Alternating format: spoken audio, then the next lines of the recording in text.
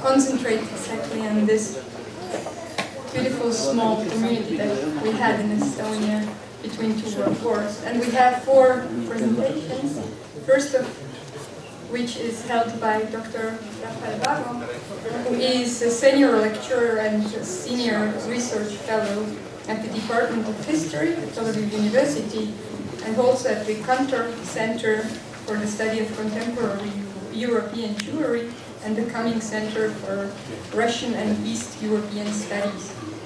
And he will tell us about the struggles the small community has between the two world wars. Please, Dr. Ramos.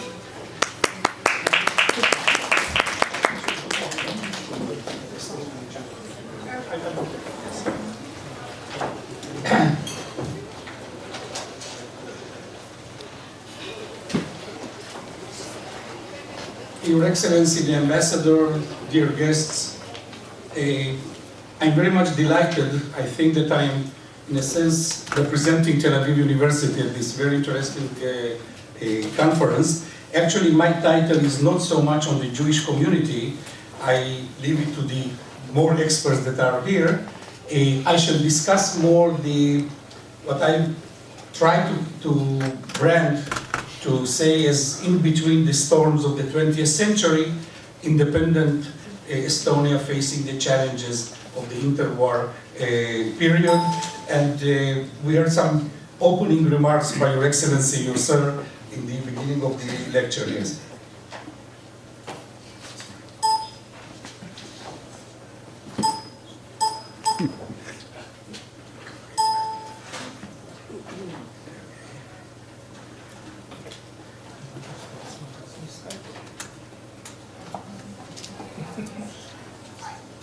It's okay now, yes?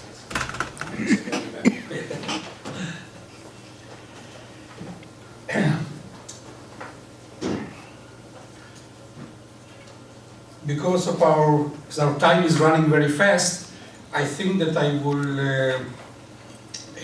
limit myself to about 15 minutes or so. And as I mentioned in our correspondence to Mr. Silver Lloyd, who was the moving spirit in our correspondence, I'm quite disciplined in the sense of timing, so I will limit myself to 15, maximum 20 minutes. I like the title of this conference, Exceptional Estonia. It's a challenging title, and in a sense, it dictates our narrative. Being exceptional means that compared to others, you are different, of course, in our case, in a positive way. Because I do not wish to argue whether this assertion was true in the interwar period in every respect. Allow me not to justify or to argue at every point that I'm going to raise whether our title is completely correct, partially, or we should even raise a question mark after the word exceptional in some of our remarks.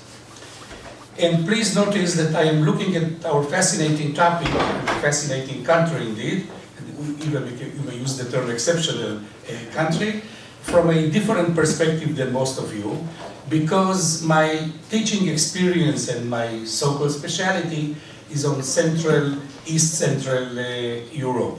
So in a sense, in my courses, we do mention Estonia and the Baltic states, but more looking from another direction that I will mention also in our discussion. Estonia, because of its location, size and population, is one of those countries that almost automatically we identify and locate them into a wider regional context. In many books, especially textbooks, we find Estonia in the chapter, the Baltic states. There is nothing wrong about it, of course. A classification which in many ways, of course, is correct, but it also may cause some methodological difficulties as I see it. Joseph Rothschild, a late American professor of political science at Columbia University, published perhaps the most comprehensive book about what he called East Central Europe between the two world wars. The last chapter in his book, a short chapter, is called On the Periphery of East Central Europe, the Baltic States. Now this is a very interesting title because I have been using for about 20-25 years this book by Joseph Rothschild on East Central Europe between the wars. he includes the Baltic states. He includes, of course, Estonia in his chapter, but his chapter is called On the Periphery of East Central Europe. In other words, they are different, as you know probably very well, from various points of view. It very much depends what is the center from which you are looking at a specific region, specific country, or even specific nation. About the center, what is the center and what is the periphery? There is a very interesting, I would say, if you think about it, a quite philosophical, short Jewish joke, and you may know that most of the Jewish jokes start by the sentence that two Jews met at the Warsaw train station. And two Jews are meeting at the Warsaw train station, one of them with luggage. Where are you going, Moshe Yitzchak? I'm going to Yokohama. You are going to Yokohama in Japan? Yes. So far away? And the Jew says to his colleague, so far away from where? Because where is the center of our existence? So I'm always puzzled, and we discuss it in our classes, that in a textbook by East, what Joseph Rothschild defined the East Central Europe between the wars, the Baltics are on the periphery. So you may accept this, we may not accept this looking, but it's a way of looking at if the center of the world is not Tallinn, sorry, it's not Tallinn or Tartu, but looking from Warsaw or Budapest. Now, this geographical position, because the center of the world by this, at least in my courses, is Central Europe. So Estonia is on the periphery. This may raise an interesting debate on the topic, what makes a state, a neighborhood, peripheral, depending where you place the center, as I have mentioned. There is another methodological difficulty. Are all the three Baltic states similar? In what ways? Do they share a common history? Did they have or have now similarities in their political culture, in their mentality, in their national narratives? Are they related to each other in their historical and ethnic origin? Are their languages related? No. Their languages differ radically, and their historians and their history before the modern era was very different with some common aspects. How each of the three states relate to their branding as being Baltic? Of course, in different periods, we may have different answers. In the interwar period, of our period, the interwar period, relations between the three Baltic states were correct, yet, as some historians point out, or political scientists, yet not as close as one often expects people from the outside assume about it. They were not so close to each other as observers from the outside may assume immediately. And we can see this also since the collapse of the Soviet Union and on the road to independence. Patterns of emphasizing common regional security and foreign policy considerations are different, yet also each of them have common aspects, but also unique aspects due to their geopolitical location, just as it was in the interwar period. Another methodological aspect in our discussion is, the problem is also that the danger by branding the three together, we may miss aspects that indicate uniqueness, or to use the title of our conference, exceptionalism. We are here to discuss Jewish life and policies, the other lectures that we have heard and we shall hear, toward the Jews, as being different, and they were indeed different from other states in the immediate region of the Baltics, and also different looking from a wider European context in the interwar period. In fact, one may argue that each case is unique in its own way, and by this I'm using the term exceptional, that indeed in some respects there is no doubt that Estonia was exceptional, including in the Jewish example. The circumstances of birth of modern Estonian state were similar to those of the wider region, not only in the Baltics. The collapse, the disintegration of the multinational empires of the German, Austro-Hungarian, Russian, and in the Balkans, the Ottoman Empire. Estonia, even if it's seen by some as on the periphery of the center of Europe, was part of the group of nations and their emerging nation states as being what the British historian Alan Palmer called the lands in between. That's a very interesting definition of the whole area from Scandinavia down to Greece. What does it mean according to this British historian Alan Palmer, the lands in between? Between the German world in the west and the Russian Slavic, the Russian world in the east. Being a buffer zone proved to be of a tragic fate in the region, especially in the 20th century. Estonia was the smallest among the Baltic states, 1.25 million people, with Latvia almost 2 million and Lithuania 2.5. Estonia with less minorities than her neighbors, including the smaller Jewish minority proportionally to the population. On the road of nation and state building, which was a difficult process not only in Estonia, of building the nation and the state in the interwar period, Estonia had several aspects which worked on its favor, on her favor in the interwar developments. Relatively, Estonia, as compared to its neighborhood, had a higher urban versus rural population. 33% in Estonia were in the urban areas, while 15% were in Lithuania, in the urban area, and much more in the high urban population in Estonia, less in Latvia, and less in Lithuania. From the point of view of illiteracy, Estonia was one of the best, not only in the Baltics, but in the European continent. Less than 4% in the interwar period were illiterate, as compared to 10% in Latvia and almost 30% in Lithuania. So we can see several factors which already could be seen or were positive if we look at the performance of Estonia. Estonia had the highest percentage of university graduates, and in fact, according to some analysts, it was the world's highest ratio of university graduates at that time in the world.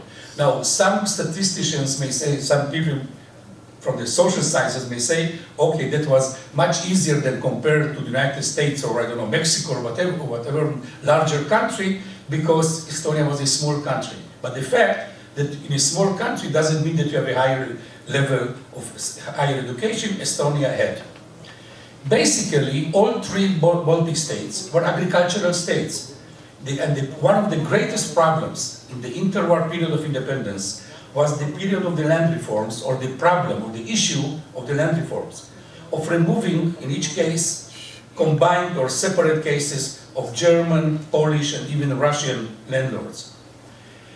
The land reforms in Estonia were the most, according to some historians, were the most sweeping, most positive among the three countries of the Baltics, and the land redistribution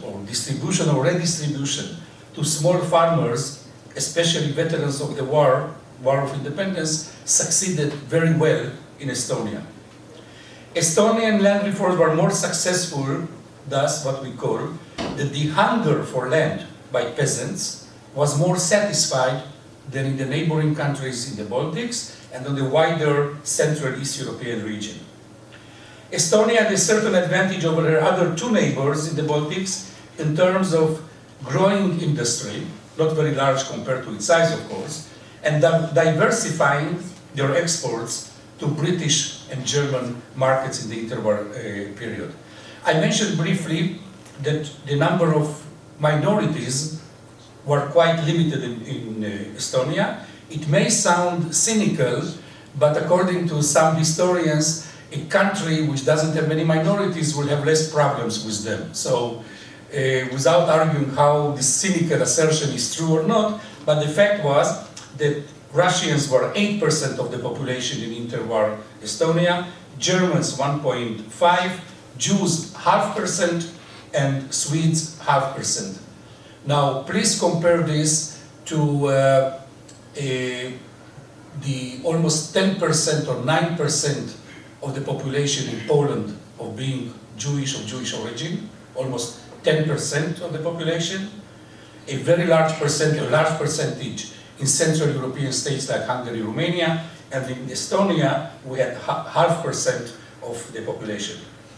Education, also from the point of view of education, Estonia was very advanced, free compulsory education, vastly expanded educationist network system, and the University of Tartu that we are so much mentioned today and will be mentioned on. Initially more German and Russian faculty in the beginning, but I think if I'm not wrong, and please correct me, that by the mid-30s, the curriculum and many of the staff already were Estonians.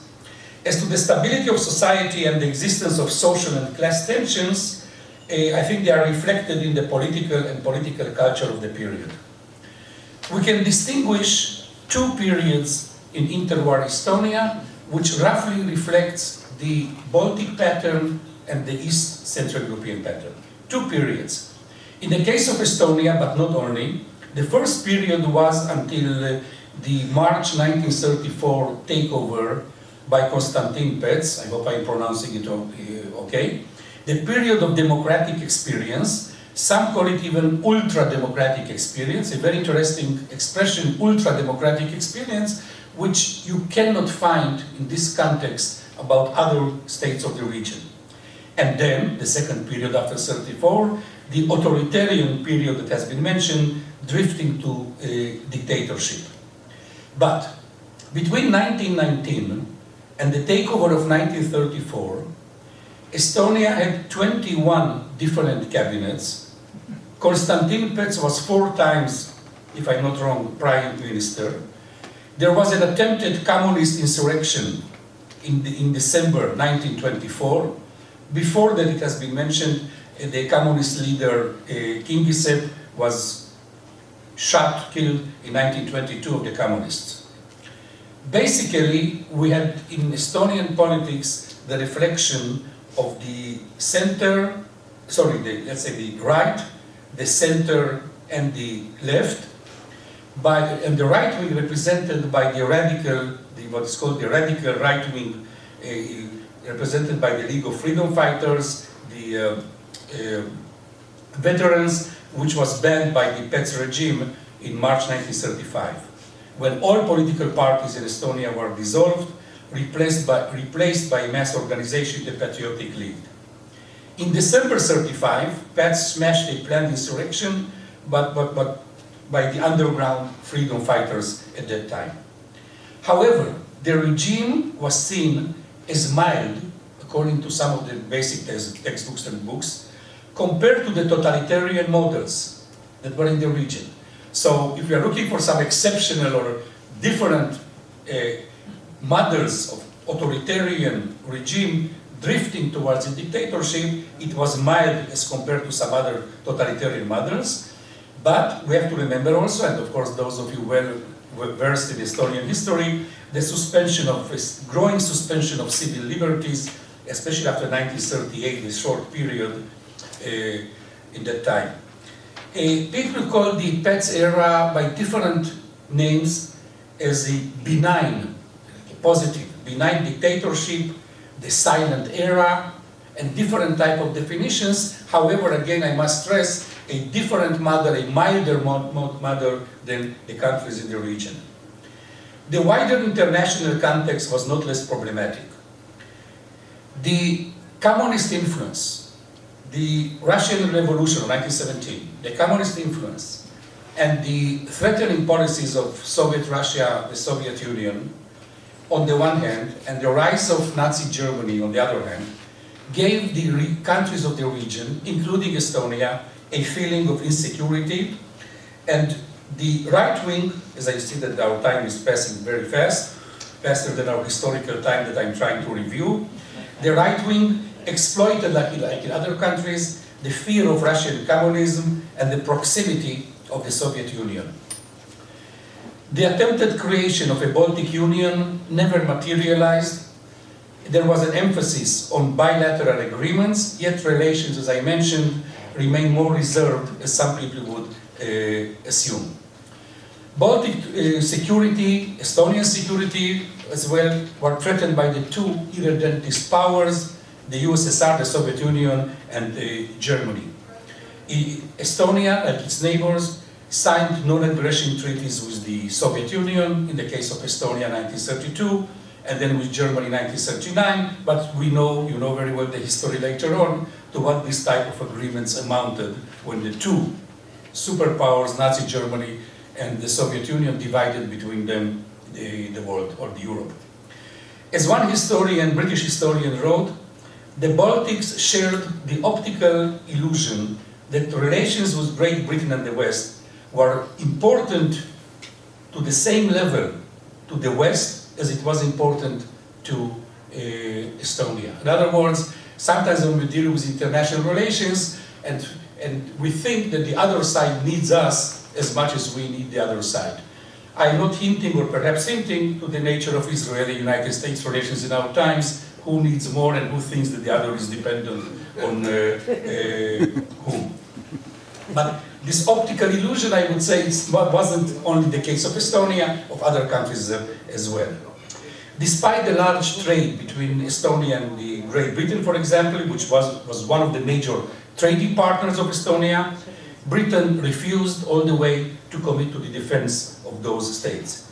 And the Nazi-Soviet Pact of August 39, and I'm not going into the wartime or approaching the war divisions.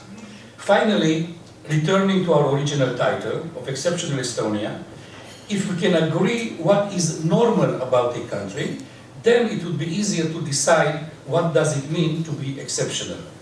However, I did find among the outstanding patterns in modern Estonian history that I mentioned a very interesting aspect. I wasn't aware of that, and maybe some of you were aware, that until 1922, Estonia was the only country in the world which saved on perforation for postal. Concentrate exactly on this beautiful small community that we had in Estonia between two world wars. And we have 4 presentations, first of which is held by Dr. Raphael Vago, who is a senior lecturer and a senior research fellow at the Department of History at Tel Aviv University, and also at the Kantor Center for the Study of Contemporary European Jewry and the Cummings Center for Russian and East European Studies. And he will tell us about the struggles the small community has between the two world wars. Please, Dr. Vago.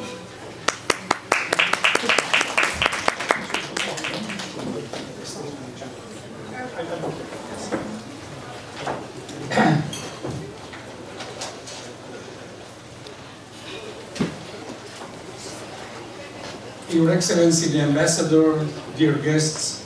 Concentrate exactly on this beautiful small community that we had in Estonia between two world wars. And we have 4 presentations, first of which is held by Dr. Raphael Vago, who is a senior lecturer and a senior research fellow at the Department of History at Tel Aviv University, and also at the Kantor Center for the Study of Contemporary European Jewry and the Cummings Center for Russian and East European Studies.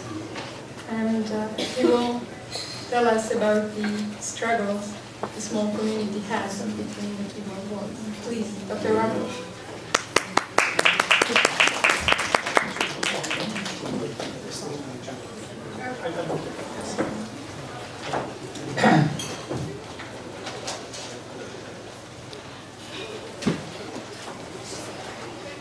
Your Excellency, the Ambassador, dear guests. Concentrate exactly on this beautiful small community that we had in Estonia between two world wars. And we have 4 presentations, first of which is held by Dr. Raphael Vago, who is a